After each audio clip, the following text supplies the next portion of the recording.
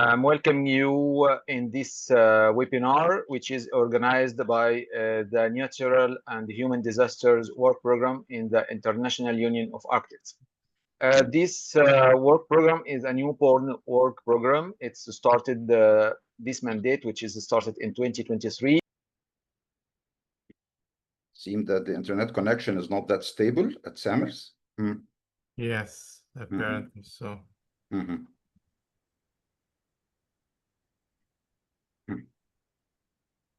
I think we can wait some minutes, otherwise our Secretary General can start speaking. Okay.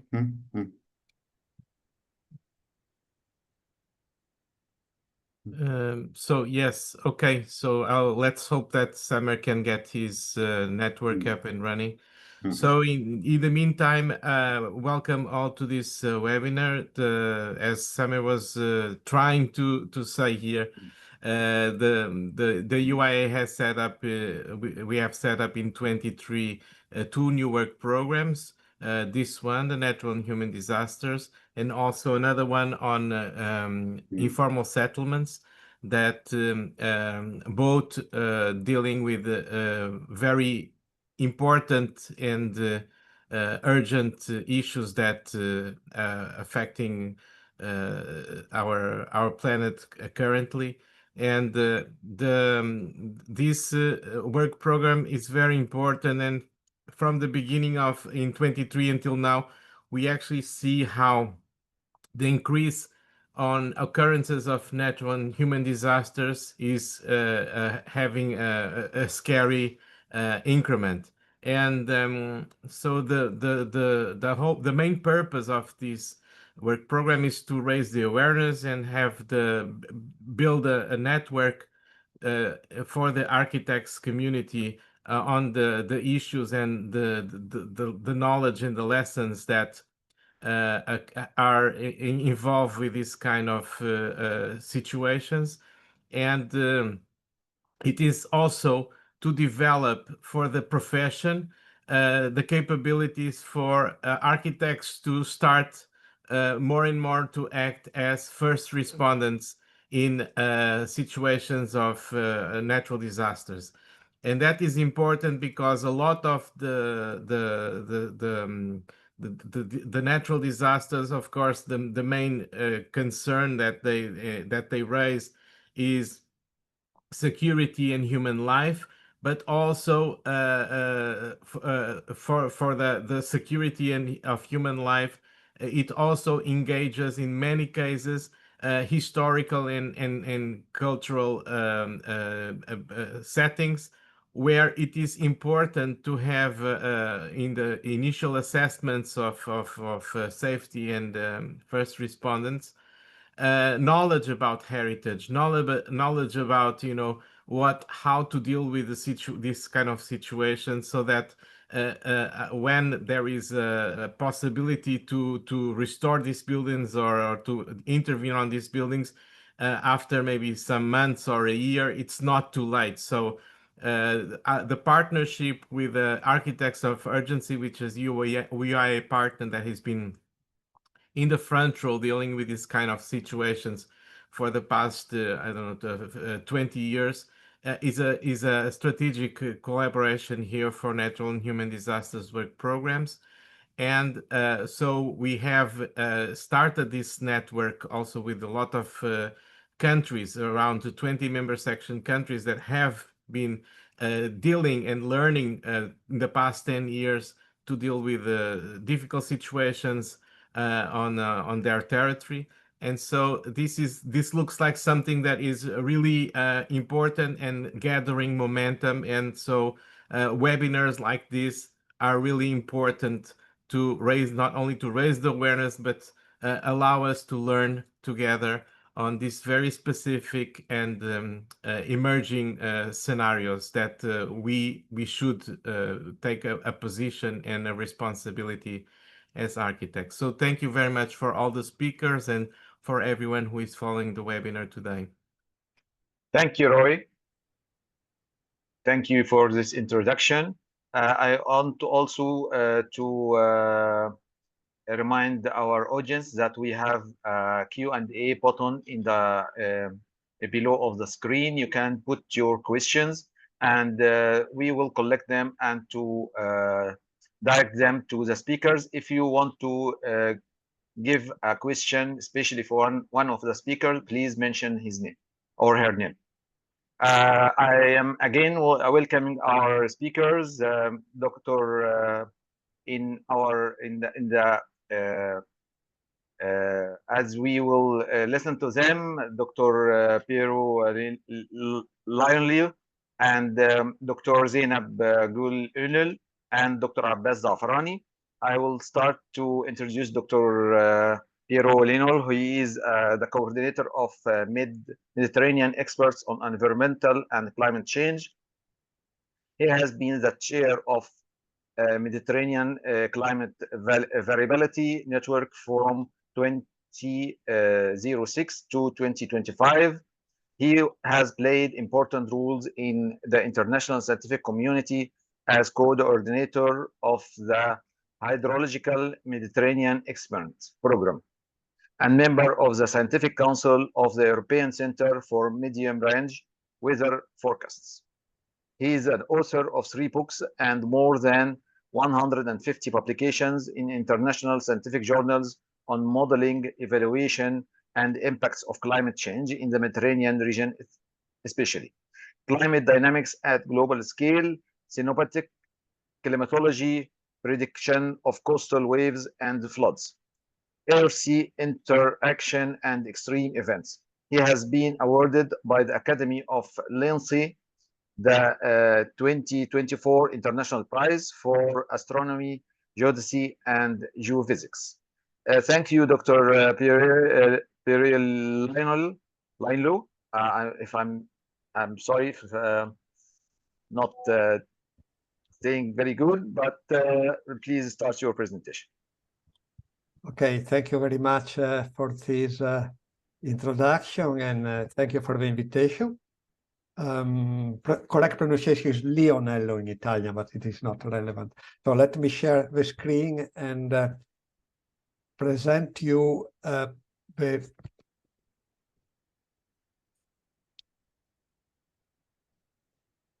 main issues about climate change and the Mediterranean. Funny enough, it doesn't work. Yeah, now it works, right? Can you all see my screen? Great. Okay. So here it is the title. I will have a few words on what is happening, trying to bridge the regional Mediterranean and the global climate change. We all know, I think it is unequivocal using IPCC wording, that climate is changing. Here you see this graphic showing to you. Can you see the pointer? Is the pointer visible? Maybe not. No. Yes. Now, yes, right? Yes. Okay, great. Yes. Thank you. Okay. So here you have this graphic showing you the evolution since pre-industrial time of temperature, global mean temperature. That's the anomaly with respect to the pre-industrial level, before the onset of massive increase of greenhouse gases concentration in the atmosphere. And the black line is the actual temperature observed. And the purple, the reddish area shows the range that is explained according to models by anthropogenic emission. So you'll see that beginning somehow in the 70s or 80s, the black line exits from all other regions, the areas that could be attributed to natural causes, for instance, and enters, becoming compatible only with the effect of anthropogenic emission.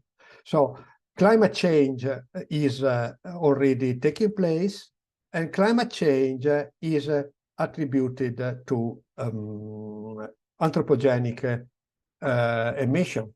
And in fact, it is the wording by IPCC, which says that it is unequivocal that human influence has warmed the atmosphere, ocean, and land. widespread and rapid change in the atmosphere, ocean, cryosphere, and biosphere have occurred.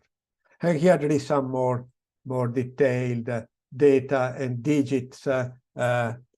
One basic point that we know that by end of 2019, there is a typo here, the best estimate it was that with respect to pre-industrial time, there was a 1.1 degree global warming. Of course, it is not global temperature that is only changing. It is one of the parameters, climate parameters that are changing.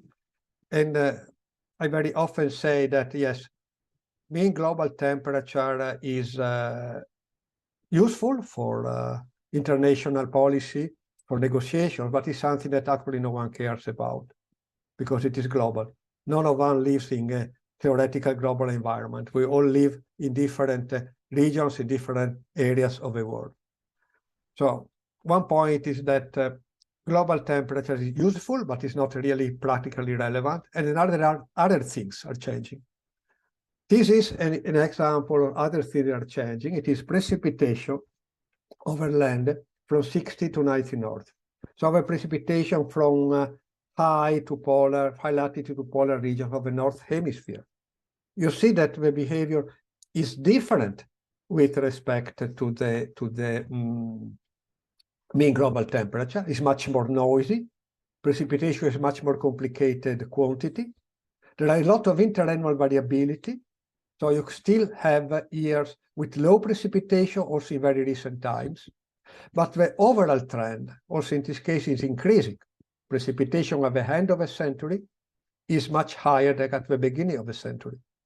And also in this case, this behavior is compatible in the last 20 years only with the effect of anthropogenic emission. You can't explain this increase of precipitation unless you consider the impacts on the climate system caused by anthropogenic emission.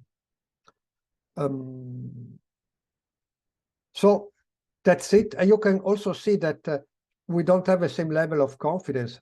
Scientists, climatology don't have the same level of confidence as it is clearly explained by IPCC using the IPCC terminology for all different quantities. So while it is unequivocal that temperature and raise and that anthropogenic emission have played a basic role on that, here you can see a different terminology. It says that precipitation over land has likely increased. And also for other quantities which are more complicated in their dynamics, more noisy, more nonlinear than the global mean temperature, or in general, the average temperature, the level of confidence is lower. But in spite of that, it is clear that things have changed, that things will continue to changing, and that past changes in the last decades can be explained only by the anthropogenic emission. And we know this since very, very long time. This is a seminal paper, a fantastic paper published by Svante Arrhenius at the end of the 19th century. So 120 years ago, Svante Arrhenius already explained that increase in CO2, artificial increase in CO2 in the atmosphere would have brought to an increase of the temperature. And he also made a prediction which was astoundingly precise considering the limited amount of information and tools. Just on few observations and basic physical and chemical principles, he made the expectation that doubling CO2 would have resulted in an increase of about 4 degrees with respect to pre-industrial time. So it was really, really very precise because the basic physics for what is happening is quite clear.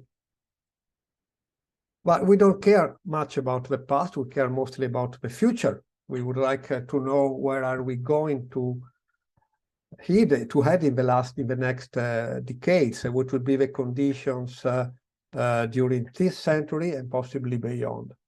And there is no a prediction that is possible to do for what will happen, because as a first motivation, what will happen will depend on human behavior.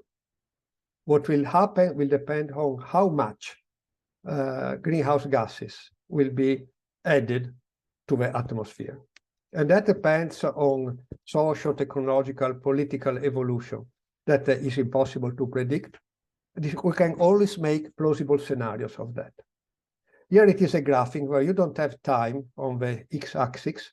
You have a gigatons of CO2, of equivalent CO2 produced. So the different scenarios in this scheme don't differ because of their evolution in time, but for the maximum total amount of CO2 that they will produce. So for instance, the low emission scenario will stop before reaching 3,000 of gigatons of CO2, while if we have a very high emission scenario, we will go to well above 4,000 gigatons of CO2. By the way, note that here it stops in 2050, okay? We are not getting to the end of the century. And this explains why the maximum warming is less than 2.5 degrees. We have still a long way ahead for reaching the end of the century. So this is what would happen, okay, in 25 years in a high emission scenario with an increase of temperature beyond the pre-industrial level, well above 2 degrees. That could be much smaller. And you see here there is the 1.5 target of IPCC. If we adopt, if socio-ecological political evolution adopts the low emission scenario. And that was the past. But again, as I said, we don't care much about global values. We care about the regions where we live, and this applies to all different communities of the world. So, and we know that the future changes will not be uniform at a global scale. There are areas with temperature increase higher than average and higher lower than average. We have areas with massive increase of precipitation and areas with reduction of precipitation. So I will show you some slides describing what will be peculiar on the Mediterranean in 2050, assuming that emission continues at the present rate. So this will be the global mean annual temperature in 25 years from now, if everything continues as it is going in the last 10, 20 years. Well, I am asking you, can you spot the Mediterranean at a particularly critical point in this map? Honestly, no. What we see here, we see that land is warming more than the oceans, and we see the well-known amplification of warming, which tells you that high latitudes and polar regions will warm much faster and will reach a much higher temperature anomaly than the tropics. It doesn't mean, when we look at this picture, that for the Mediterranean area, warming is not a problem. It means simply that the hazard level, the level of warming, will not be actually higher than for the other land masses, more or less in the same latitudinal range. Sea level rise. This is not the total sea level rise with respect to pre-industrial. For technical reasons, here it is the sea level rise by the mid of this century with respect to the beginning of this century.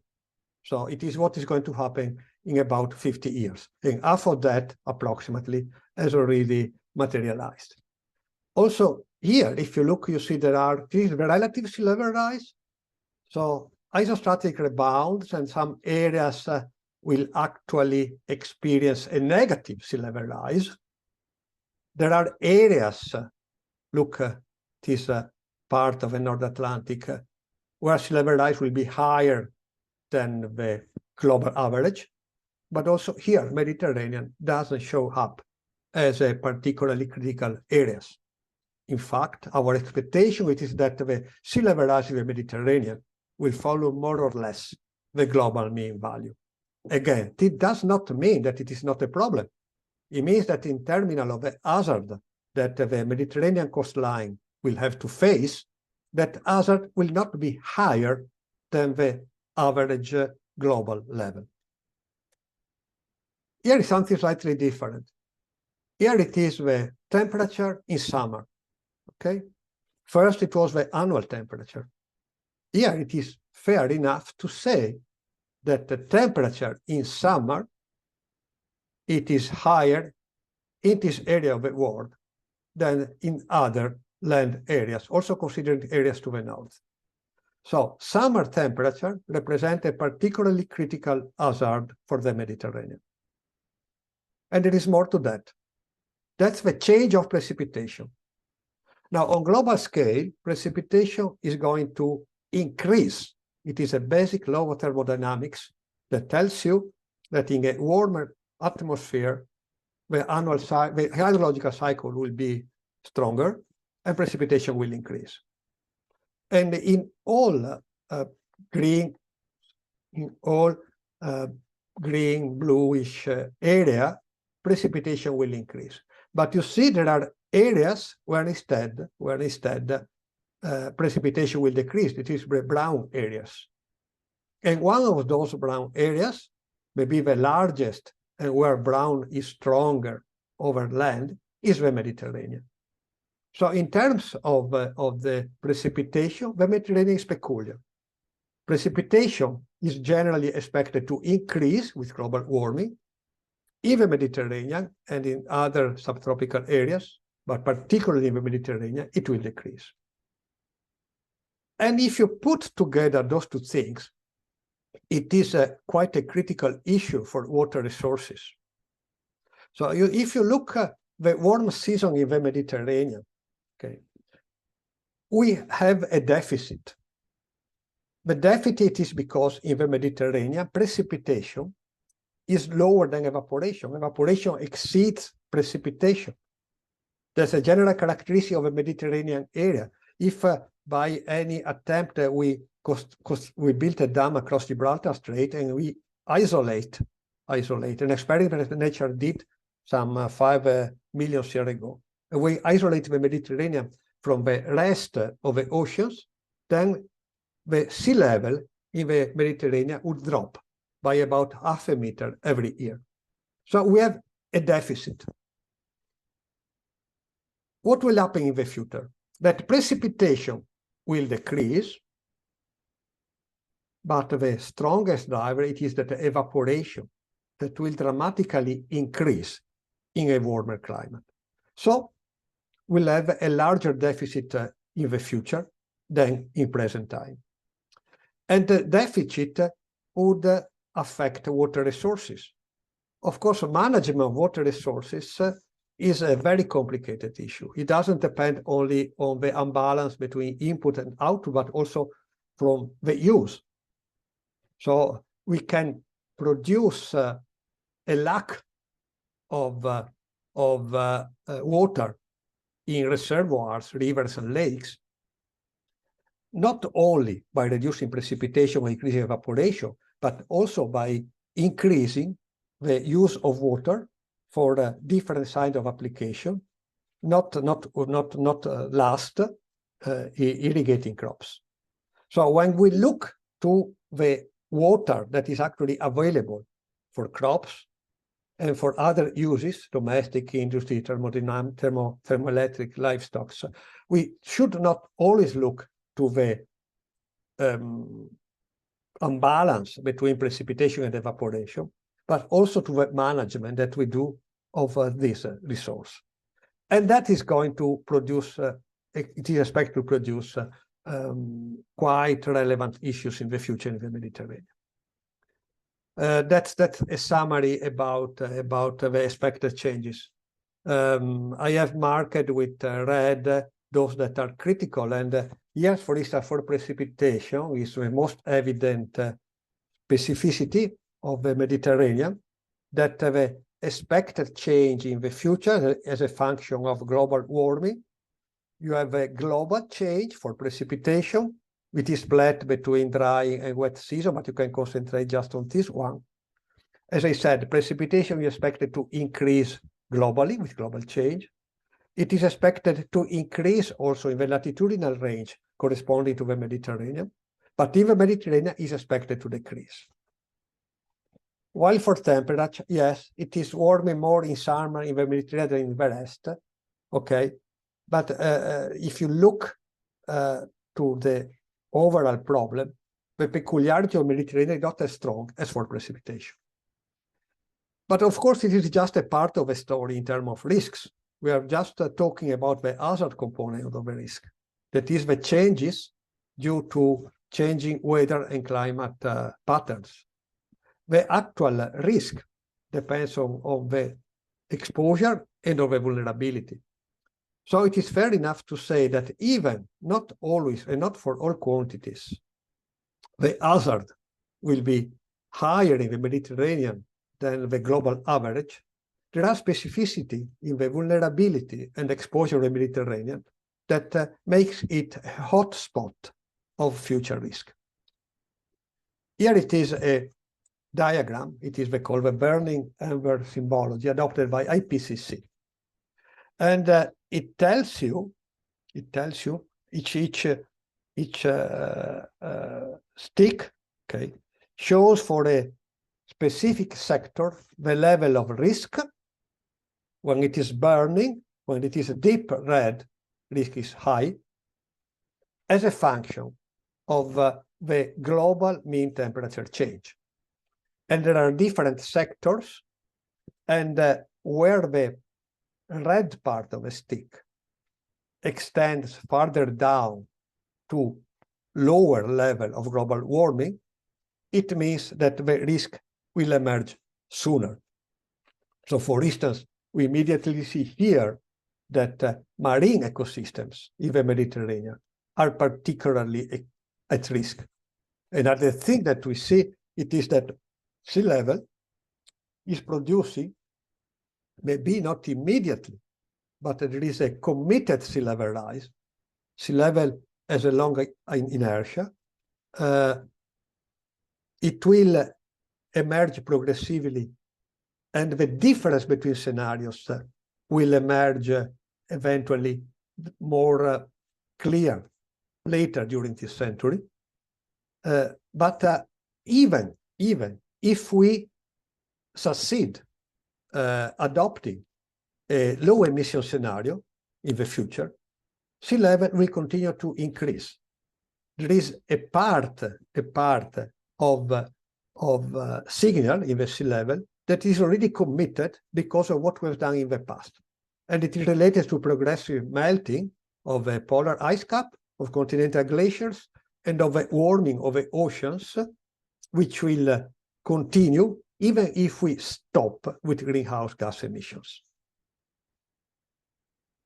So why the Mediterranean is particularly at risk?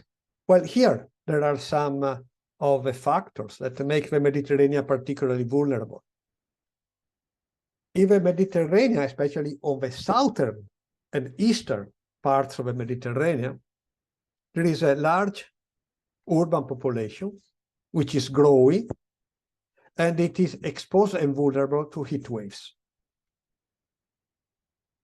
The Mediterranean is a microtidal sea. A lot of settlement structures are very close to the mean sea level. Even a small increase of mean sea level in this area will produce a large increase of risk. Water. Water is a precious resource in large parts of the land surrounding the Mediterranean. That's an historical issue. And in fact, tradition for storage of water, for economies and proper use of water is a tradition in many Mediterranean cultures. We are also now matching this traditional scarcity and irregularity of resources. By irregularity, it means that there will be a sequence, there has been in the past, and they will continue to have in the future, a sequence of years with plenty of precipitation, and then years with scarce precipitation, low precipitation, little precipitation. That's because of natural variability. So there will be years in which you have sufficient water and here in which we have limited amount of water, insufficient amount of water, even without any change in the average quantity. Now, on this critical situation, we have a reduction of resources because less rain and more evaporation, and an increasing demand. Increasing demand for agriculture, increasing demand for many other uses of water. And then tourism. You know, I think Mediterranean is one of the main touristic destinations in the world. It's very popular. Okay, it's very attractive. Okay, but tourism is a fragile resource, and there are several reasons, both in terms of competitions with other areas that will be in advantage because of climate change, and because of limitations that can be imposed to tourism by different factors, not ultimately the reduction of greenhouse gas emission by reducing transportation. That makes this resource, which is now very important for many economies in the Mediterranean, vulnerable in the future. And finally, we have ecosystems. Mediterranean ecosystem, very peculiar, very rich, very interesting scientifically. They are at risks. They are at risk because of changing environmental conditions, warming of waters, but also because of other pressures remaining in the marine realm. We have overexploitation of resources, and we have pollution at different levels. So they unfortunately act in synergy, increasing the risks for the marine ecosystem. Here we have an example. This is a very nice paper documenting widespread mass mortalities in the Mediterranean in association to the increased intensity of heat waves in the ocean. So I got to the last slide, and it was there was a MEDEC made an event at the COP29 in Baku, and they were the round table discussing the risks for the Mediterranean. And, well, we agreed in this sort of final set of key remarks. Is the climate change and its impact already detected in the Mediterranean? Yes, absolutely. I've just seen in the previous picture impact of heat waves, and heat waves and the changing of temperature regimes have already been documented to have impacted several sectors of the Mediterranean. Will the climate change signal and its impacts continue to grow? Absolutely, yes. If emissions continue along the present trend, what has been detected until now, and very often emphasized, highlighted in the media, is only a fraction of what will happen in the future. Can we adapt? Yes, we can adapt. Technological, nature-based, behavioral adaptation strategies are available, but timely action and transformative approaches are fundamental for a resilient and sustainable future. The time to adapt is now. Adaptation will always be possible. No, no. Adaptation will be important, but adaptation has limits. But first, there are costs in adaptation. And the cost of adaptation will increase, and effectiveness of adaptation will decrease with the magnitude of climate change.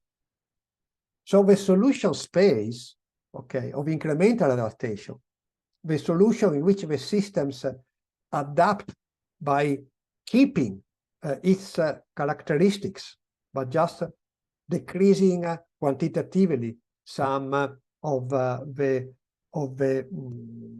variables characterizing it, will decrease with the magnitude of climate change. And if a climate change is too large, a transformation will be needed to something different from the present. So there are hard limits to adaptation. We can't adapt to anything. The present systems can't adapt to whatever will be the future. Without effective mitigation, so it is important to reduce the magnitude of climate change. In any case, the future Mediterranean will appear much different from the present one. Thank you for your attention, and that's the end of my presentation. Thank you, Dr. Pierre. It was very interesting to hear that there's a hope. And now I like to welcome Dr. Zainab. Dr. Zainab Gül Ünil is a faculty member at the Faculty of Architecture in Yale's Technology University. She is an expert in protection of cultural heritage and risk management in the context of rapid, honest disasters, conflict, and war. Dr. Zainab serves as the president of the International Scientific Committee on Risk Preparedness (ICROP) under the ICOMOS, which is the International Council of Monuments and Sites. She also chairs the ICROP Crisis Monitoring and Response Working Group within ICOMOS. She has been actively involved in numerous international projects organized by ICOMOS, ICOROM, and UNESCO, focusing on risk management, emergency response training, and field operation aimed to protecting cultural heritage in disaster and conflict-affected areas. Additionally, she has contributed to various NATO units concerning civil-military cooperation in this field. Dr. Zainab also volunteers in search and rescue and humanitarian aid efforts. She has participated in rescue and relief missions in disaster-stricken areas such as in Turkey and Haiti, Bosnia and Herzegovina, Albania, and Myanmar. She continues to serve as volunteer operational team member and trainer in recognition of her work in managing disaster risk to cultural heritage. She has honored also with the 2023 World Monuments Fund Honor Award. Welcome, Dr. Zainab. Thank you very much, Dr. Helmi, and good morning or good afternoon to everyone. And it's a big honor to be in here today at this important international webinar. And I would like to thank the UEA, Natural and Human Disaster Work Program, for convening us around such a timely, very timely and depressing topic. And I would like to change my screen and share.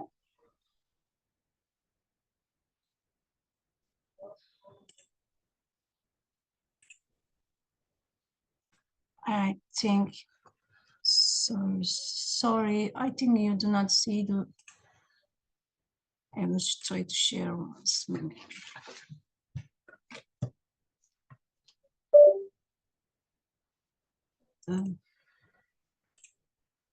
Can you see the screen?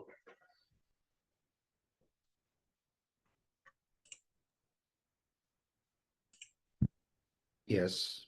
Now we see the screen. Okay, and okay, thank you. Yes. Everything's yeah, thank you. And today I would like to explore a quickly question: is the paradoxical coherence of cultural heritage in danger? Of course, we know the answer is yes. And this phrase refers to a long-standing relationship between the heritage and its environment, a relationship built on a continuity, adaptation, and resilience. For centuries, cultural heritage has existed throughout the consistent interaction with surroundings, maintaining its authenticity despite the passage of the time. Especially in hazard-prone areas, this status reflects not just endurance, but accumulated wisdom. Design and settlement patterns develop with an awareness of natural risk like earthquakes, floods, and fires. This status also implies that the relationship between design and the environment was consciously shaped with those risks in mind. Over time, this awareness evolved into a form, embedded knowledge, which in turn enhanced the resilience and sustainability capacity of the structures. And this traditional knowledge represents a way of living with nature rather than the opposite on it. And it's a form of wisdom that reflects the tradition of coexisting with the extreme natural events, not merely enduring them, but structurally and culturally integrating them into a daily life, as you can see. And however, in recent years, this paradoxical coherence has been disrupted. Climate-related disasters are increasingly abrupt, severe, and unpredictable. Now we see the lands at once meet with water, delicate balance are submerged. Forests that are coexisted with the communities for centuries are burning. Tangible and intangible heritage alike are becoming more vulnerable than ever. As a result, this consistent relationship that cultural heritage maintained for centuries is being broken, and both tangible and intangible heritage is shifting toward category of high vulnerability, unfortunately. Thus, cultural heritage is shifting from being resilient witness of time to a fragile entity at risk of a sudden and irreversible loss. This situation calls for urgent attention of heritage professionals, particularly in two areas. One is the monitoring the long-standing healthy relationship between the heritage and the environment, and the monitoring the factors that are now breaking this relationship. When these two levels of observation, both continuity and disruption, are conducted systematically across different geographies and under shared standards, they provide curriculum data that can inform global action in plans. As you can see from here, we are following many actually agendas of the search organizations, and this is one of them. When we look at the global risk ranked by severity, in short terms, extreme weather events is moved to the second place in the risks, and in long term, extreme weather events is moved to the first place. So as we can estimate from here, and also Professor Leonello underlined the times when these threats will be more strongful in the close future. And as we can see from here, the contemporary risk management alone is not sufficient. We must also reconnect with the traditional ways of living with disaster. Fortunately, we in many communities all around the world are already using this. As you can see that the UNDRR not only following the data from the current research, but also following the information from the indigenous knowledge all around the world. And I can also show you two examples. The one of them, the UNESCO's work, is the Knowing Our Changing Climate in Africa project is one of them in the successful project initiated in 2012. And this 6-year community-led project worked with the pastoralist communities in countries like Ethiopia, Kenya, and Uganda. It's documented their weather and climate knowledge, forecasting methods, and the environmental observation. These communities are using high sophisticated traditional indicators, which can offer insight not captured by the modern system. And another example is, there are a lot, by the way, but I pick up only two of them because of the time limitation. And indigenous fire management in Northern Australia. And in this area, traditionally early dry season burning practice reintroduced by indigenous land managers have reduced the destructive late season wildfires by nearly 30%.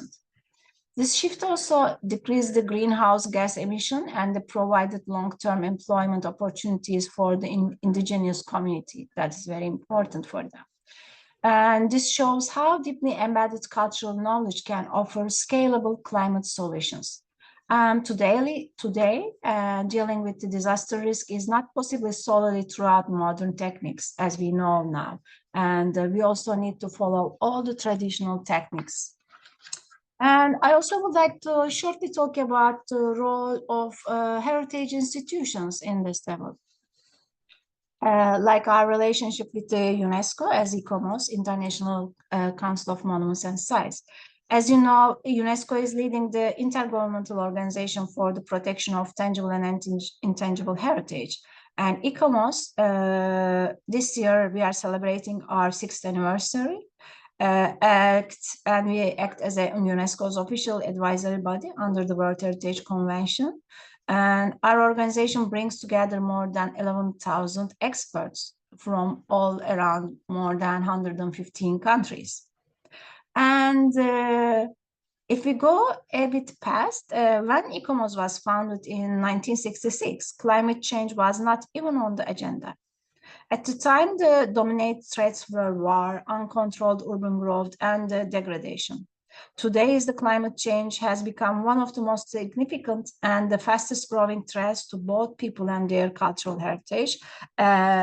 Not climate change itself, but also the trigger effect, mass migration, and the change of the trend of the disaster too. And every 3 years, ICOMOS develops a scientific plan in response to the emerging global threats to cultural heritage and implements it at the international level. These plans are shaped by the data and feedback from the member states and the field experts in that states.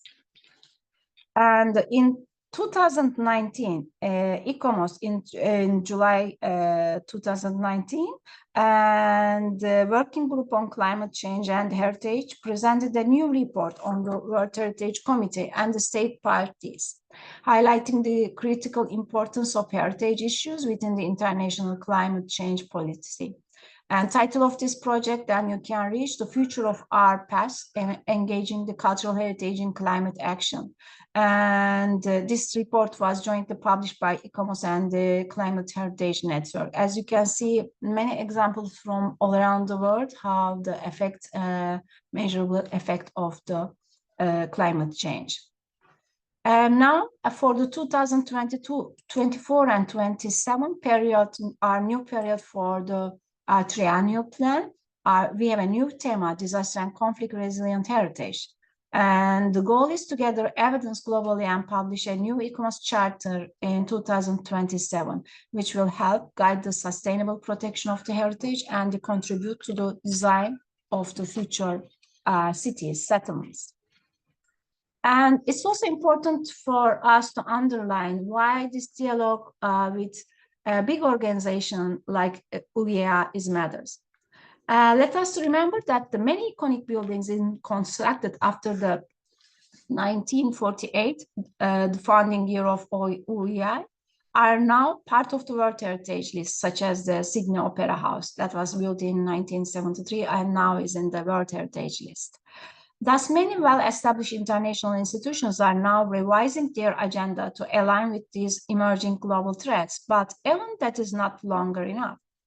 These cross-cutting issues now require a unified approach under the single common agenda. It's no longer enough for institutional to work independently. The complexity of cross-cutting topics like climate, heritage, and disaster risk requires a unified interdisciplinary approach. And we must internalize this agenda not only technically, but also strategically, tactically, and operationally.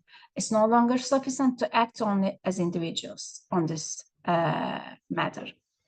And I would like to thank you once again for the opportunity to contribute to this timely and critical discussion. Let's keep working together across disciplines, sectors, and borders to ensure that our heritage is not only preserved, but empowered to guide us throughout an uncertain future. To build sustainable future, we must not only protect the heritage, but recognize as a tool for designing tomorrow and under this shared vision. Thank you very much. Thank you, Dr. Zainab. I also want to remind our audience that we have a question session after Dr. Abbas' presentation. So please put your questions in the chat or in the Q&A to the speakers to answer them. I want to welcome now Dr. Abbas Zafarani. Dr. Abbas Zafarani, he is a professor of environment design and planning in Cairo University in Egypt. He is a former dean of the Faculty of Urban and Regional Planning from 2015 to 2019.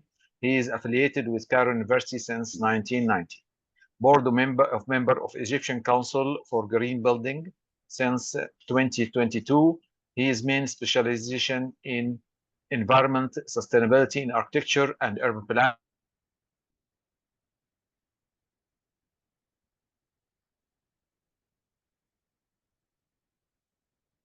It seems Samir is offline again. I can finish to introduce you if you want. So, as a researcher, he used a multidisciplinary approach to tackle environmental problems, which requires understanding of physical science, such as engineering, building physics, energy and geoscience, as well as socioeconomics and political issues related to environment and urbanism. His experience includes working with and leading teams of multiple disciplinary. Please, you can start. Thank you. Thank you for the introduction. Good afternoon, ladies and gentlemen.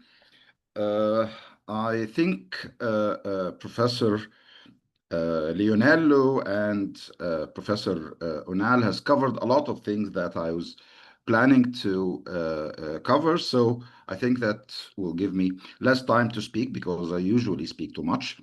Let's start to go into the presentation. Excuse me, I'll try to stop the video if I can. No, it's not available. Okay. I will speak about the problems that we are all facing, but I will concentrate on the part that threatens Alexandria, Egypt, especially because it represents a large portion of the threats facing all the Mediterranean. Alexandria has faced a lot of thunderstorms, storm surges of the sea level. It is facing the increasingly sea level rise. It's facing a lot of problems that are new to Alexandria.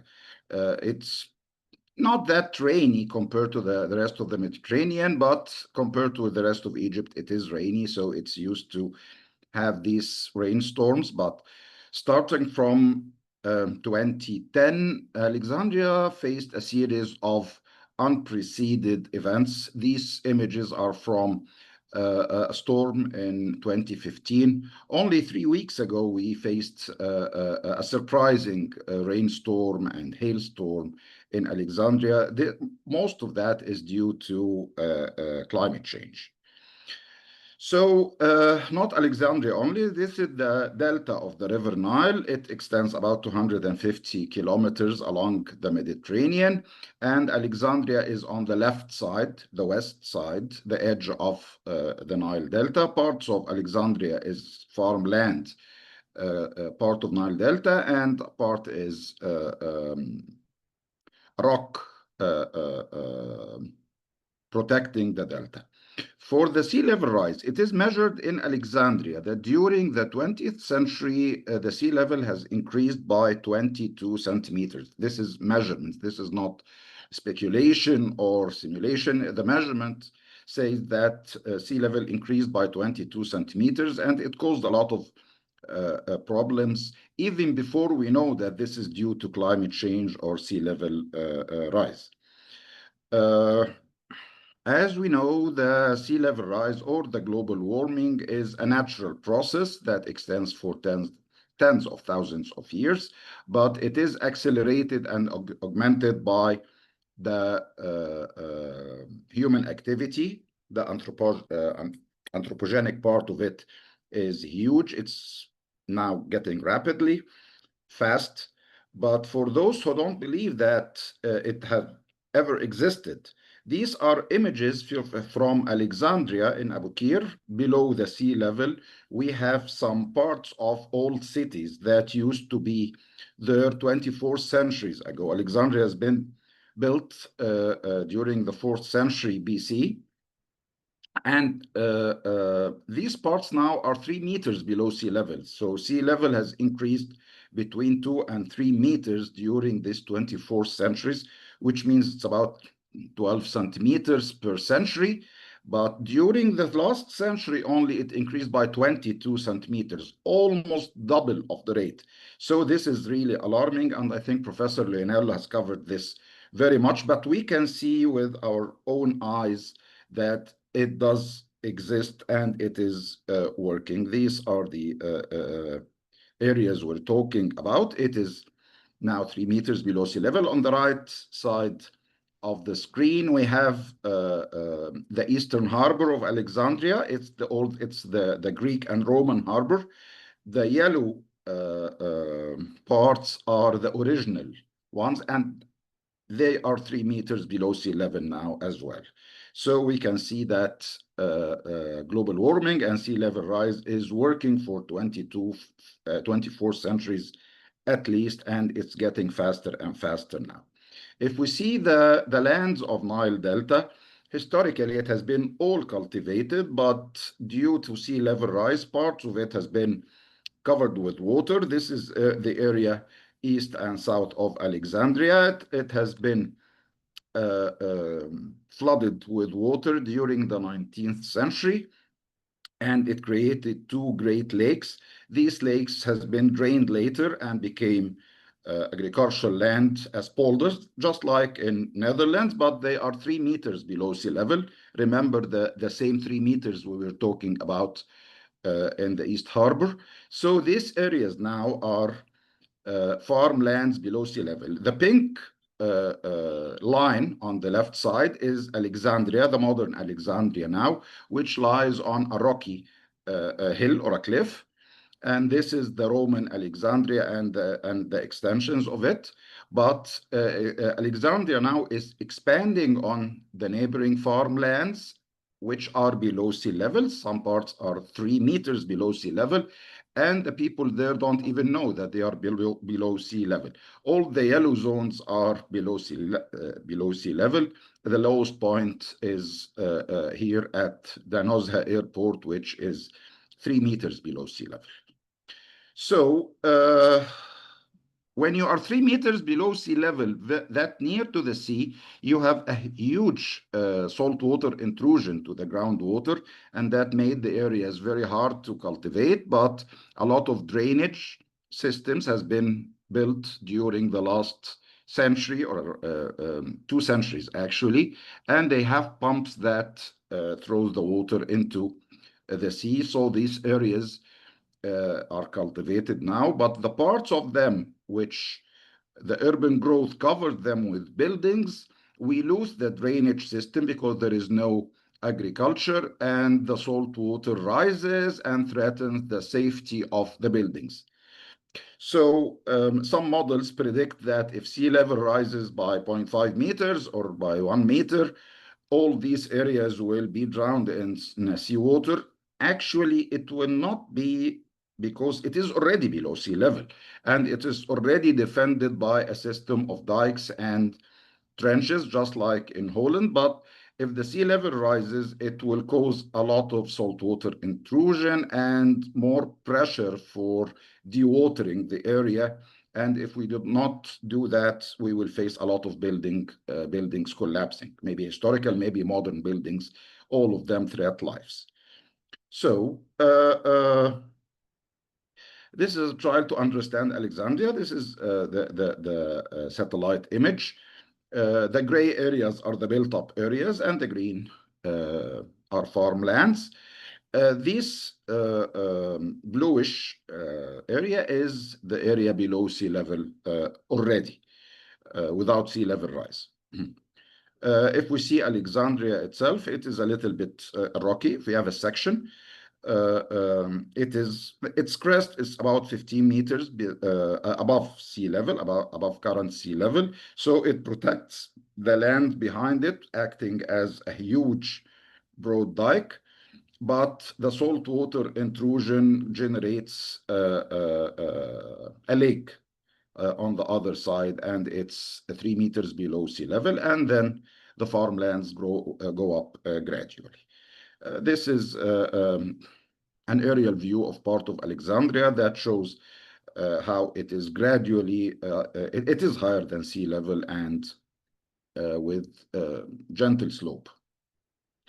Now, if we try to understand how I don't want to spend most of the time complaining about the problem or the threat. I want to discuss the solution. So if we see this is abstraction of the problem. If the sea level rises, it will flood a zone, and the saltwater intrusion to the aquifer will threaten another part. So how can we face the threat?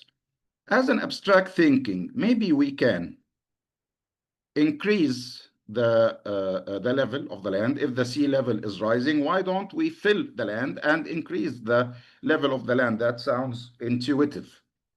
Or maybe we can decrease the sea level by any means, especially for the lagoons.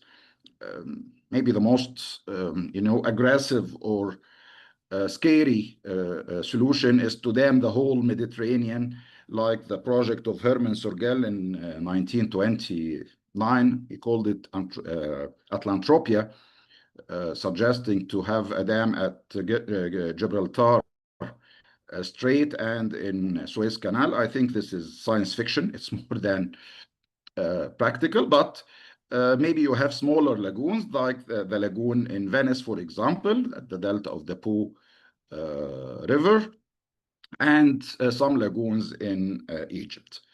Or we can use the Dutch way, the typical way, separating water and land by dikes. We are used to use this in Egypt to separate the Nile from the farmlands lower than its level during the flood. And the Dutch also uses it, but usually the dikes do not prevent the water from seeping underneath them, so they generate some wetlands behind them. Planning and managing them is very essential. So if we have these 4 strategies, we can get some solution and see if they are applicable or not. Let's start by the first one, increasing the land level. Can we do that? Maybe yes. We can fill the agricultural land to increase its level, finding soil from any space. If this is the original level, if the sea level rises, okay, let's fill the land. It will cost so much, maybe 1/3 of the value of the farmlands, but it is applicable. People actually faced this problem for about 40 years now. The salt water level, the groundwater, is increasing, and people are facing increasing salinity. The crops are not that productive as they used to be. So people will not just leave their lands and go away. They found a spontaneous solution. They cut part of the land, they dig part of their land, converting it into a shallow lagoon, and they fill the rest of the land with the soil they have digged. So the land becomes partially an aqua farm for fish farming, and the other one is working again as vegetation farm or green farm. We can see this in the satellite image. This is El Borollos Lake, one of the 5 lakes of the North Delta. Part of it is natural lake, a natural fishing area, and a lot of fish farms constructed in the lake. And on the right is the typical farmland, which is greened. And we have a medium zone that is very strange, have a strange mosaic, if you see. On the right hand, this used to be green farming lands, but due to increased sea level and increased groundwater levels, farms started to dig parts of their farms and use the soil from the digging and the cutting to fill the others and to make them higher. So we had this blue-green mosaic. The blue are the fish farming and the green are the vegetation farming. And they saved their land. Most of them do not know that this is sea level rise. Most of them thought that this is due to the Aswan High Dam built in 1964 and any other reason. Now we know that this is sea level rise. So spontaneous creativity of the farmers can be respected, and we can learn from them that raising the lands can help. This one is not actually a sea level rise. This is a depleted quarry. After about 1 year of its depletion, farms started to cultivate it, but the water level raised about 3 meters and covered some of the buildings. Some of them just surrendered and they thought they lost their fortune. Others had a fight. They rented the land for a nearby city to use it for solid waste dumping. The solid waste gradually filled the area and increased by 3 meters. After that, they put 1 meter of sand as a soil and reclaimed their land again, and it's still farmed till now. This image is about 10 years old, and most of the area now is reclaimed again. This is not environmentally healthy. Using solid waste as a landfill is not the best way, but people are interested to protect their wealth more than protecting the environment. It shouldn't have happened at the first place. So can we take this to the cities? Yes, we can. Cities usually are naturally getting higher and higher. They're raised naturally for a deposition of sediments by rivers or wind. Sandstorms increase the levels of the cities. The rivers and their sediments increase the levels of the cities. Human activities can increase them by intentionally filling the land or constructing artificial platforms to protect any building. And actually, the old cities, you have older cities demolished and the newer one built over them. So we have maybe sometimes 3 or 4 meters of demolished cities or rubble that raises the level of the city. In modern practice, paving the streets every 10 or 20 years can increase the city level by about 5 to 10 centimeters. So cities are gradually becoming higher and higher, and we know this for centuries in Egypt. If we see, this is parts of the Roman Alexandria. This is the Roman amphitheater. It was part of an academy built during the Roman era. It is now 4 meters below the level of the city. If we see, it is a ditch 4 meters below street level. So modern Alexandria is actually built over the Roman Alexandria, and it's 7 meters deep, the difference in level between the two cities. There are 2 layers of heritage. We have this concept everywhere. This is a Pompeii column. Underneath it, there are some caves. This shows that Alexandria, the old Alexandria, is built on this limestone cliff. And now salt water intrusion makes a charistic effect and may be a threat to the safety of the soil underneath Alexandria. All these buildings were dug in Alexandria about 10 meters below the current level of Alexandria. This is in Luxor, the Temple of Luxor. It has a mosque built on top of parts of it, literally the layers of heritage. The Temple of Luxor is built during the 14th century BC, and the mosque is built in the 13th century CE. 27 centuries between them, and that the Temple of Luxor has been covered by sand, deposition of sand by sandstorms. Most of it was covered, and the people used the lintels of the above the columns as the foundation of the new building, in a very strange expression of how layers of heritage are actually or literally above each other. So if this happens naturally, why don't we do it by planning? If the sea level is rising by 1 meter, for example, by the end of the century, why not increase the level of all the cities around the Mediterranean by 1 meter? This way, the problem will be solved. Not all of the problems, of course. Usually, buildings live for about 100 years. When they are demolished, we simply build a new building on a higher ground, and the problem is gradually solved. The increase of sea level was 12 centimeter per century. During the 20th century, it has been 22 centimeters. This century, the 21st, maybe it would be 60 centimeters. Later on, it will be 1 meter per century. As Professor Leonello said, it will become more expensive and hard every century. But for the time being, for this century, adaptation is not that hard.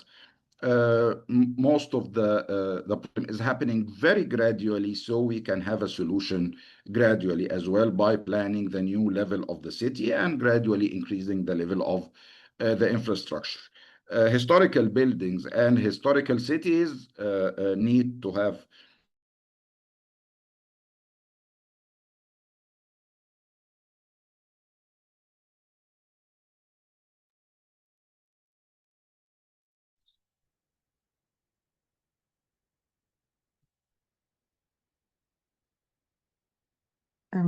Zafarani?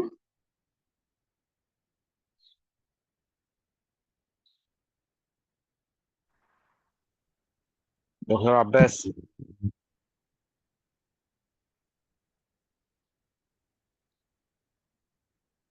I think Dr. Abbas is of network. Yeah, maybe we can wait some minutes. Yes.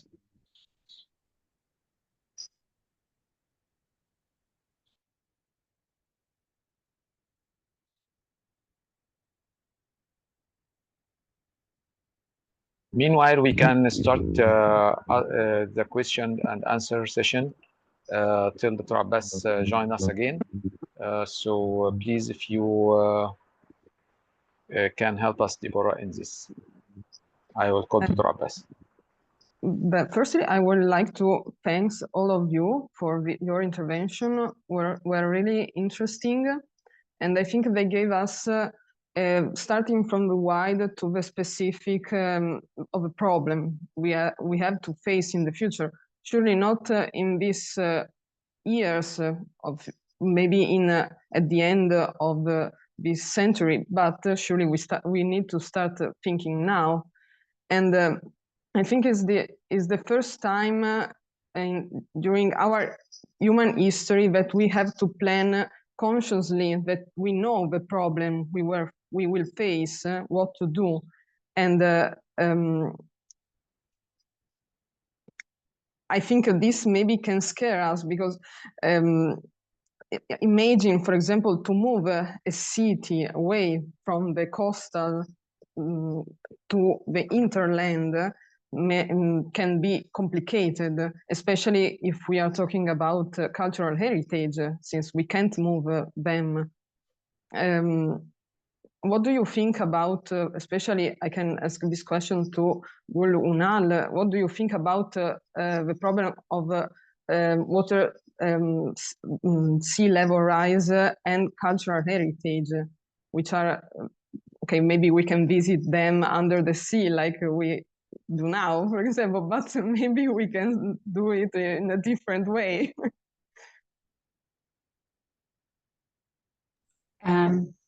Actually, as you know, that the city that I live in, Istanbul, we are all surrounded with the sea. And our connection with the sea is changed because time to time we are filling the lands with the sea. And right now, we do not feel too much the effect. But when we talk about risk management, disaster risk management, since last 5 years, we have some the evacuation routes because of the tsunami. We were not talking about this before. And now in our agenda, unfortunately, we have more and more the extreme weather conditions. And actually, most important thing is the trigger effect for this kind of urban areas. Now it's in our agenda, and the heritage areas give us a big an opportunity to observe the long-term effect, actually.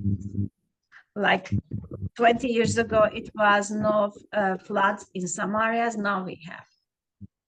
And 20 years ago, we didn't have this kind of problem related with the fire, now we have. So that gives us a bit opportunity to observe the situation. But I'm not an expert like Professor Leonello. I can only see the observations, but I think in the close future, we will have more and more problem related with that. And we are trying to find, because of the perspective of the heritage, and we are trying to find a two solution. One is observing the situation of the heritage, then what is changed, and how we will adapt the protection mechanism on that. Professor Leonello, do you want to add something? We're talking about specifically sea level rise, okay? I'm honestly, I see that it is an issue that is very difficult to face. And if you look at the Mediterranean coastline, there are a lot of structure and settlements that are there. It is not only talking about farming. And that idea of increasing the ground level, I don't know the specific situation of Egypt, but its implementation over other flat coastlines, it's problematic. In developed countries, the attitude of citizens with decision affecting them, it's fortunately not simple. And if you think about asking citizens to move or change their way of living or their source of income, their activity, the sector in which they are employed, are decisions that are complicated. They are based on consensus and also look into the cost and technical feasibility. It's not so obvious. I'm not saying that you can't adapt. I mean, I think I made it clear. You can adapt. But for instance, in many areas, adapting would imply to change, to move roads, railways, would imply to ask population to relocate. There are costs for compensation. The bottom line, it is that if you want to minimize the controversy, the cost, and the risk for the future, we have to mitigate, because to adapt to 30 centimeters of sea level rise is completely different from adapting to 1 meter or 2 meters of sea level rise. And another thing that they are generally long-term plans. The implementation plan is extremely long. No, I am Venetian, and Venice is a well-known hotspot of climate change in this respect. And the present defense system, which will possibly face limitations in the future because of sea level rise, has taken 50 years to be implemented. From the time when discussion on how to change it, how to change the defense system, or to plan a defense system, to when it has become operational, the time range was about 50 years. And that is because the situation is complicated, because there are a lot of cultural and social issues. And this is common across the Mediterranean. Maybe Venice is a particularly dramatic example, but there are other areas which are in similar situations. So the adaptation, sustainability, it's possible, but it requires long-term plans acting now, and it will be much more effective, acceptable socially and economically, if mitigation is in parallel successful, reducing the magnitude of climate change.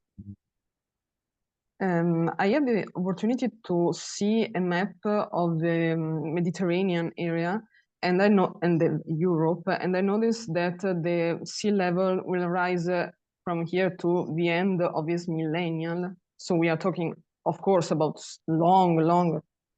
We can extinct, die everyone before by a nuclear bomb, considering the period. But imagine that we can survive. Talking about Italy, which I know better, all the Pianura Padana will be covered by the water.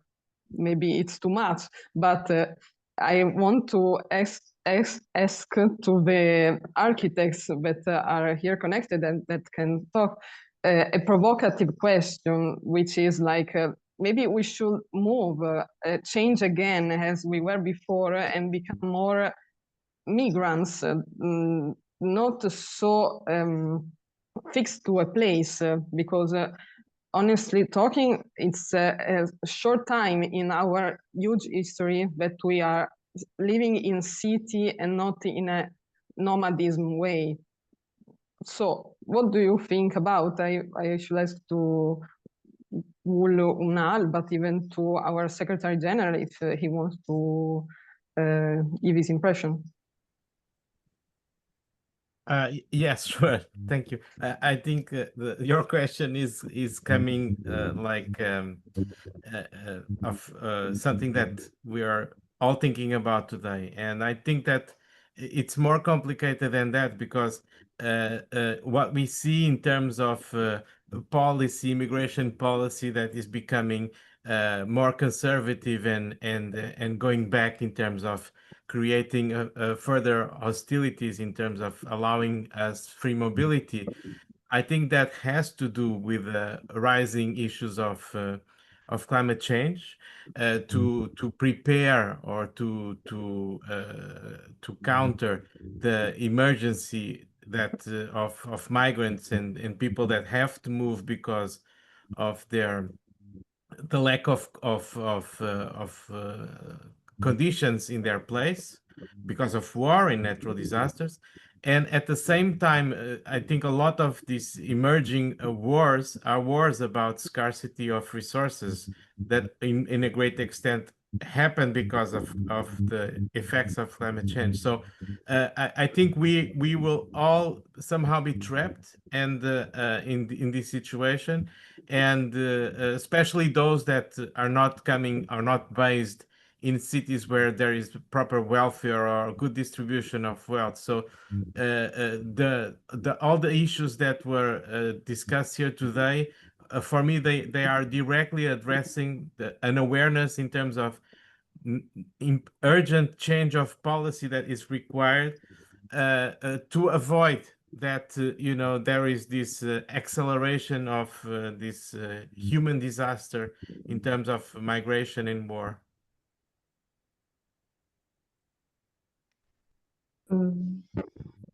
While you are asking the question, actually, I checked the latest numbers of the refugees in the world. It's almost doubled since the World War II. And especially after the war started 2023 in Ukraine, again, has changed. And it's always dramatic change now we see. And sometimes it's not easy to actually trace that what is like the flood triggered the migrate from the central epicenter of the disaster to the safer place. Then when they move to the safer place, somebody else are in there. Then actually the conflict is starting. And therefore, I think it's also very important to understand the action-reaction pattern related to that. And I agree with you that we will be more living in a nomadic life in the close future. We need to follow the trace of the sources for the basic living standards, actually, I think. So I can see Zafarani, he came back. So we started to discuss about the topic of today, but I think it's interesting that you finish your presentation so that we can have some more information about how to act in the future. We can't hear you. Abbas, you are muted. Abbas.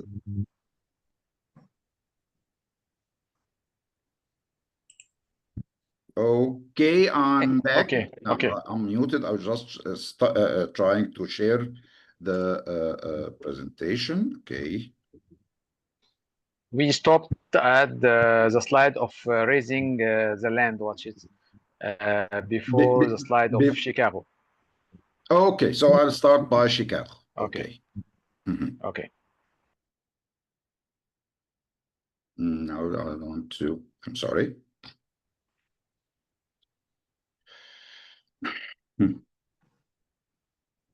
Yes, that's it. Okay, I'm really sorry. I was talking about that the idea of raising the level of the city has been implemented in Chicago during the 19th century. About 170 years ago, they increased the city by 6 feet, 180 centimeters. This is the city hall. They raised land around it, so the ground floor became a basement with an English court. They increased an extra floor to compensate for the loss of the ground floor, and they accessed the building from a higher level. So this has been implemented easily, and this building is historical and very important. The typical buildings usually have the option to demolish the building and build it again on the higher level with a garden in the same level of the street, or they can have their gardens on the original level and convert the ground floor into a basement and access the building directly to the first floor. And they had the license, the permission to build an extra floor to compensate for the loss. Some of the commercial buildings don't have the luxury of losing the ground floor, so they have been elevated, mechanically elevated, although the technology by then was very simple, but using just simple mechanical and hydraulic jacks, they were able to increase the level of the building by 180 centimeters, and they didn't even close the shops during this process. So it is applicable. And Florida now is trying to have a road elevation strategy that benefits from this experience, and they're giving advice to the people. The municipality increases the level of the street, and the people can help themselves to solve the problem, learning from the lessons from Chicago. This is typical in Netherlands. Actually, Netherlands depends on dikes not increasing the level of the city. The dikes are very simple. They are clay dikes. Similar to these we have in Egypt to protect lands from the Nile. And the water is seeping underneath the dike. It's very simple, but when the water goes beneath, it is collected in trenches and repumped to the higher water level using the windmills, which are actually wind-driven pumps that return the water to the sea. And they are still using the same technique now in a modernized way, using wind turbines to generate electricity that drives the pumping engines. And this land in Flevoland, it's 6 meters below sea level indeed, and it had the same trench but on a larger scale. So this technique can be used to protect many lands in Mediterranean when it's possible. We can combine both the solutions, the dikes and increasing sea level, by using broad dikes. We can take only part of the city that faces the waterfront, maybe 100 meters, 200 meters, 300 meters, or a kilometer, that can have its level increased. So it works as a dike, and still the city can see the ocean or the sea, so it do not lose its real estate value. In Alexandria, we faced another problem of sea level rise, which is the more hot topic now. It's the coastal erosion, the storm surges, and the waves acting from a higher level due to sea level, and the extreme events makes the coast is more vulnerable to erosion. We faced a lot of problems there. Sometimes we use the hard engineering breakwaters. Actually, some of them worked and others increased the problem, like the one we saw that happened after building the breakwater. So we changed it into a submerged breakwater, and it succeeded, and the beach was reclaimed. So we have some experience by making mistakes and then correcting them, and that's the definition of experience. Actually, breakwaters makes the sea level lower, not the static sea level, but the significant wave heights can be reduced using breakwaters. So they are useful in some areas. We have tried a lot of them. This is in Baltim. It's the northernmost part of Egypt. It has a lot of erosion. A lot of buildings has been eroded and lost to the sea. Some people started to know the let's retreat. Let's let this land to the sea and lose our lands. But some other officials said, no, we will advance into the sea and build breakwaters to protect the area. And actually, they succeeded. When they started, they were very aggressive. This is the part on the left.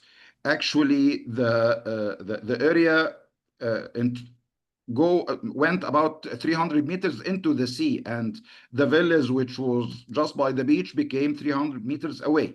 So in the extension, they made it a little bit simpler, and the openings are wider. So it just kept the balance not advanced into the sea. So these are some of them. We have used groins in this is the River Nile, the west branch of the River Nile. And this area was eroding fast, but it was protected by a combination between groins, which is perpendicular to the coastline, and some breakwaters as well. And it worked very well. So the beach drainage actually is a technique that can be used. If we put some drainage pipes underneath the coastline exactly, it can make the water going up with the sediments a little bit more than the returning water, so it will not take a lot of sand with them. This process of sedimentation and erosion happens. The waves, when it's going up, it takes sand with it, and then it decelerates, so it deposits them. When it's going back again, it accelerates and takes the sand again. So if we make it go up and not go down, it will leave the sand there, and that's the effect of the drainage pipe. This has been not implemented in Egypt, but we know that the back lagoon, the lagoons that are away from the sea, makes this all the time, mainly because of the evaporation. And that's why we have coastal lagoons that have sand barriers, which very small. Actually, we can make a combination between the original waterfront and the excessive back lagoons that can increase the sedimentation and reduce the threat of sea level rise. This area on the right is Marina. It is about 25 years old now. And this is the new extension, the new Alamein city, which has the lagoons as well. It makes an added extra real estate value because the city has 3 waterfronts instead of only one. And as well, it works as a protection tool. So it succeeded. This is a good example.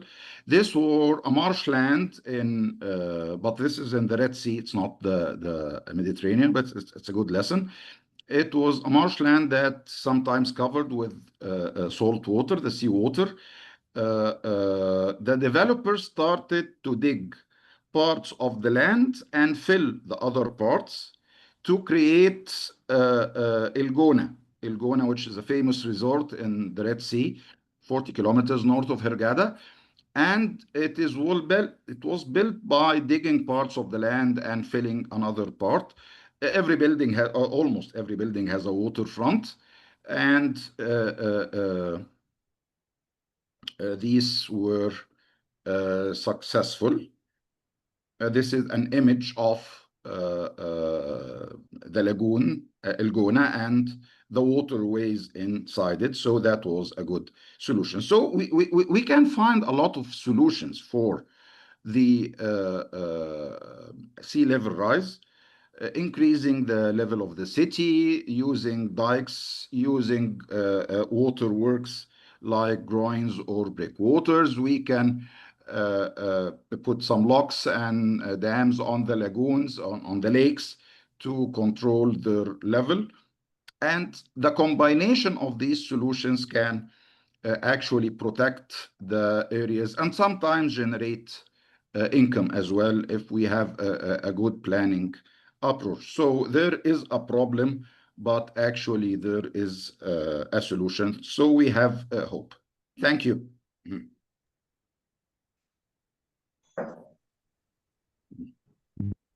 Thank you so much, Zafar. I think, don't know, Summer, do you want to add something? No? What, Lionello and Gunal, what do you think about this last solution? Solutions are available, but solutions have costs. So economic resources are not always available for those costs. Then, you know, the Netherlands are a good example. They have a very efficient defense system, and they live well below sea level, and they are thinking about updating their defenses in the future to face the future sea level rise. But the same approach can face economic and technical problems when being adopted to other areas. And generally, in many cases, paradoxically, the relocation would be the cheapest solution, unless you take into account compensation cost for property losses. When you are talking earlier about abandonment of large coastal areas in northern Italy, those are very rich and productive areas. And this applies to many coastal regions of the world. So I think being aware, the awareness that solutions, adaptations are strategies and measures are available, should at the same time be balanced by the consciousness how difficult it is to implement them in practice in many cases. And that costs are not always, the resources are not always available. And costs are very often not only material costs, not only economic costs, but also losses of cultures. So you are going to have a future that will not bring humanity to extinction. No one with a reasonable approach is thinking about that. You were mentioning before that we have, unfortunately, much more efficient tools for bringing ourselves to extinction than climate change. So that's not the issue. The issue is what will be the future. Okay. And actually, I totally agree with you. I agree with you that the economics are the controlling factor. You know, about 20 years ago, I met a Dutch friend and I asked him, "Why are you living in these low lands? 2/3 of Netherlands is higher. Why don't you live in high lands and you will be safer?" he said we will be safer but poorer, because most of the economical activity is in the lowlands, agriculture or trade. You know, the Dutch people are historically the greatest traders in Europe during the 16th century. And he said, so we have to live there to be rich as we are, and we can protect ourselves. So we will not simply retreat to the and leave our land to the sea. The same approach dominates the minds of the people in Egypt. So if we retreat, a lot of people will lose their wealth. If they try to make a solution, they will lose some money. They will find a way to finance it, and they will protect the rest. So every case has to be calculated. What do I'm gonna lose? I will lose a building, I will lose a farmland, I will lose a historical building. And is it cheaper to protect it or to leave it to its demise and build a new one? In most cases in Egypt, in the current situation, it's much more economical to protect or to defend or to find a solution. Maybe a century later, it will not be economical. Some people think that the solution can be income generating. The protection of the coast, if it was efficient, it can add new lands. For example, El Gona is created by a defense solution. If you take part of the land, this has cost, and you fill the other, it has cost. But the land value of El Gona, which was, it has initially no value at all, no investor wanted to buy it. It has been created and been most successful, and it is income generating. A breakwater in the sea can be enlarged to be an artificial island and have some economical activities there. So the protection method can be income generating, not just a wasted investment. So if we have the proper calculations for each solution, shall we retreat? Shall we defend? Shall we advance into the sea with cautions, of course, because sea is very powerful. So if we have good calculations, good design methods, good engineering studies, we can protect. Maybe a century later, we will not be able to do that, and we'll look for another solution. But for the time being and the foreseen future in Egypt, defense and protection is more economical than losing the existing wealth, especially the historical one. Thank you, Dr. Abbas. We are talking about sea level, but what about the water under the ground? Especially it might be a salt water. And what is the effect of it on the foundation of the buildings in the coastal cities? Yes, it is the real problem indeed, because especially in Alexandria, we have different types of soils, and the salt water underneath Alexandria degrades the quality of the soil and its bearing capacity. So some buildings just fall or be inclined, like the Tower of Pisa and things like that, because the soil have differential settlement. So we have to make solutions to stabilize the groundwater level. The groundwater underneath Alexandria is moving up and down, and that means it moves back and forth to the sea and backward from the sea, and all of that moves sediments underneath the foundations. It threatens the foundations, but the risky problem, it is moving the soil. It's degrading the quality of the soil. So if we can make some dewatering solutions to stabilize the groundwater and prevent its movement back and forth, I think this will be safer. This can be done by natural-based solution, creating large parks which is conically shaped and lower in level than the rest of the city, with the lower parts beneath the level of sea level and the groundwater, so we can see the groundwater. We can expose the groundwater to be a lake. The evaporation will take part of it, and we can see it and control the level. We can monitor the level with our eyes and control the level by pumping, by evaporation, by whatever the solution. But actually, we need to expose this hidden ghost the monster underneath Alexandria, which the groundwater, especially the salt water, to expose it, to see it, and to protect the city from it. This is recently, this issue is recently raised. Not every Egyptian expert knows about this. A famous Egyptian scientist, Assam Heggi, he works for NASA, published a paper 2 or 3 months ago talking about this issue of the groundwater. A lot of experts, engineers in Egypt said, no, no, no, it's not threatening the foundations. They are right, it's threatening the soil. So I think we have to think about it very much. And I think a lot of cities in the Mediterranean will face the same problem. Maybe Venice is the most threatened city by increased sea level. It sometimes is flooded, and they created the Moses project or Moses project to control the level of the lagoon. But Venice maybe will face some problems underneath in its soil later on.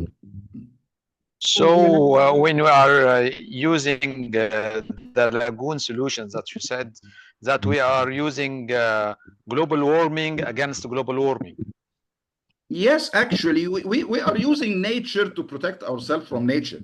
You know, I always say that understanding nature and taming nature is much better than fighting it. You know, you can fight against a bull, the way of the rodeo, you know, people in America, or the matadors in Spain who used the force of the bull against itself. But the peasants worldwide used the power of the bull to help them in their farming process. So taming the nature and using it to protect us from the nature or to help us is much better than fighting against the forces of the nature. To tame the nature, you have to understand it, to respect it very much. Sometimes we deal with nature as it is very vulnerable and we are powerful and we are endangering the nature. Actually, we does, but when the roles are changed, nature is much more powerful than we are. And if we don't respect it and if we don't understand it, it will eliminate our existence, actually. So we have to respect it, just not to feel pity about it. If may I enter this discussion? Because Yeah. so I appreciate what Professor Zafarani is saying. I think the issue here is not whether there are technological tools to adapt. We know there are technological tools to adapt. Okay. The issue, it is what is the best way to plan our future. Now we're making a huge experiment, changing the climate, and we are part of this experiment. Now, this experiment will not bring to the extinction of humanity, but will bring to a world that is much different, unless it is limited, unless climate change is mitigated, much different from what we know. Of course, there are costs to be paid. There are countries, societies that are technologically evolved and rich will be able to pay the cost. There are other countries that will not be able to pay the cost because they are not equipped, they don't have the resources.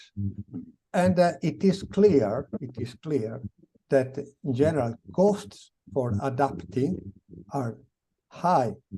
And actually mitigating the climate change cost-wise is a better solution than to adapt to climate change. So the real issue that policymakers and citizens to face, it is important to have confidence in technological tools for adapting to the future. And this, now we're talking about sea level rise, but this is also true for heat waves hitting the city. I mean, we can defend from them. Citizens will not going all to die because of heat waves in urban center. It is also true for crops and agriculture. There are a way of optimizing irrigation, there are a way of changing food production and to adapt. The point it is, again, costs and the overall well-being, and what we are going to lose. We know very well what we are going to lose. We don't know well what we are going to get. And transition times are generally painful times for ecosystem and for societies. If you have migration or mass relocation, it's not going to be a smooth transition time. We already, you mentioned, see what is happening now with migration. If we have to change the food production systems, okay, and to adapt to different environmental conditions, again, there are countries that will be able to do that. There are places where there are opportunities, but others are going to lose a lot in terms of food and capability to sustain their population. The clear, think about Mediterranean ecosystems. They have some hard limits. Of course, they will be replaced by other ecosystems, okay?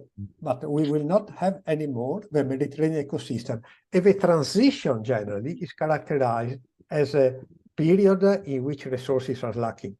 There have been already in past mass extinctions and the ecosystem recovered to a different shape. But in B2E, the ecosystem were under crisis. The same might happen to human societies. So I think we should be careful in future planning and being aware that we are changing the environment, not only with climate, we're also changing it with overexploitation of resources in many places with solution. It is clear where we are now and how we can manage the situation now. The future, if it is too much different, it is not clear what will be the future and how we can adapt to the future. So I think we should be careful with any optimistic overall approach to the capability to adapt, because there are limits. Then situation was different depending on where you are. The same adaptation strategies will need different because of socio-cultural situation to be adapted. I can say you an example. I am Venetian, and currently Venice is mentioned as a hotspot of risks. Can you conceive about adapting Venice to a 10 meters sea level rise? Yeah, I mean, you can. You built a huge barrier, technically feasible, okay, protecting and maintaining the present coastline. The problem will not be Venice, but the whole coastline or northern Italy in this case. But you can think about that. But there will be not anymore be a lagoon. Okay, so of course, lagoons are transitional water systems. They tend to persist for a limited amount of time. There were huge amount of lagoons along the coast of the Adriatic Sea in the past. They disappeared. They have been replaced by cropland. They've been replaced by Venice Lagoon is one of the very few remains of that old system.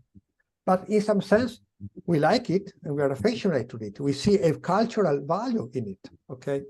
So the fact that we can somehow defend the coastline doesn't mean that we can defend the present status. So it is a balance. It is a question of choices. Of course, civilizations have already experienced a huge amount of changes across times. Egypt is an example of how much it has evolved in times across ages. And there are widespread examples along the Mediterranean. We know the situation now. We know problems now. We know how to face environmental issues now. We don't know what we are going to face if we're pushing the system too far from the present condition. And what is potentially doing, unfortunately now, anthropogenic climate change. I think you are absolutely right. And I don't see a contradiction between the approach of adaptation and mitigation. They are not two different alternatives. We need both of them. Mitigation is better, is long-term more efficient, but it's harder to do because a lot of people in the world, especially some politicians, don't believe that climate change exists. You know that some presidents, we don't have to say the names, everybody knows them, they deny that there is climate change. And so they don't accept the treaties and things like that. So mitigation has a cost, economical cost. And I know it is much lower than adaptation, but not everybody accepts it. So until everybody believes in the necessity of mitigation, we will work in adaptation in parallel. And at a certain point in time, maybe we don't need adaptation anymore. The mitigation will succeed. Maybe not, and we will need more adaptation. So we have to think in both ways. I think Professor Leonello is taking this one stand, which is more long-term and more successful. I'm taking a little bit short-range approach, but we are not contradicting each other. We can work together, and in for each case, no, we can't find one size that fits all. In every case, we can find. We will concentrate in mitigation. On mitigation, we don't need adaptation here. In some other area of the Mediterranean or in the world, no, we need instant adaptation because the threat is imminent and people may die. So there is no contradiction. I totally agree with what you said. Okay, thank you for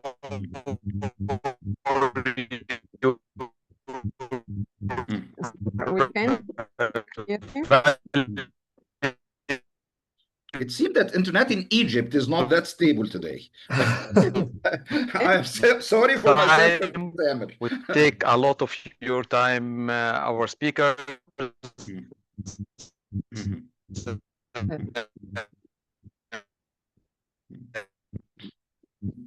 I think we can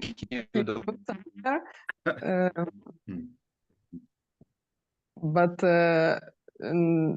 surely he is thanking you for what for your interventions and for the debate that started. And best, thank you, Dr. Okay, Zainab. Samer, Deborah, take over because you're not there.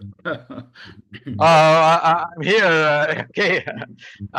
She is a great help, and she turned to be a very good co-host and coordinator. So take the lead, Deborah, because we are facing a lot of network problem here in Egypt, because it's today's a vacation, and it seems that all the 100 million person are on the net. Okay.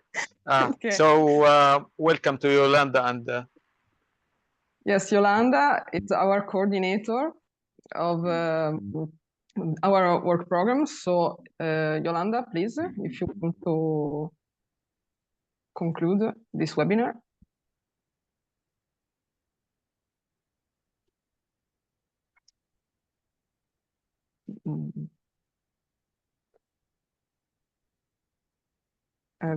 So, okay. Network problems and somewhere else, not in Egypt? And in Manila also. Oh, maybe due to the war in the neighboring countries. Let's hope for the best.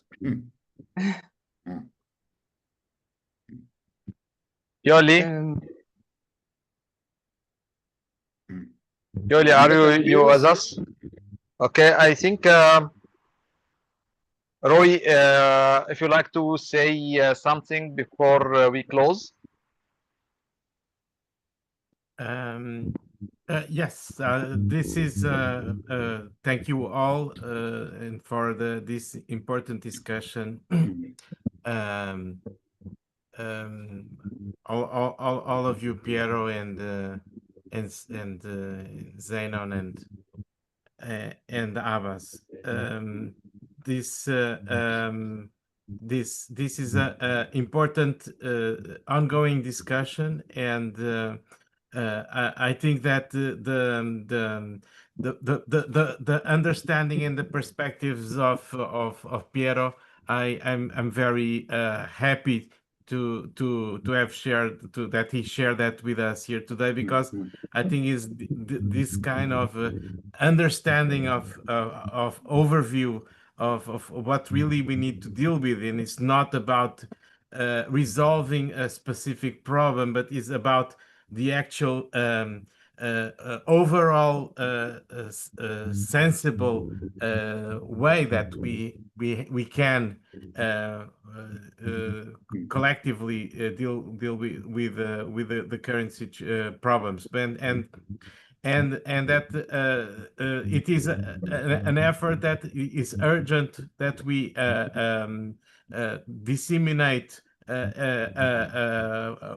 around everyone around us, because it is with the consensus that we can, and discussion and consensus that we can really start to take steps, very small steps, but that we don't have much time to do it, and we need to do it sooner rather than later, because of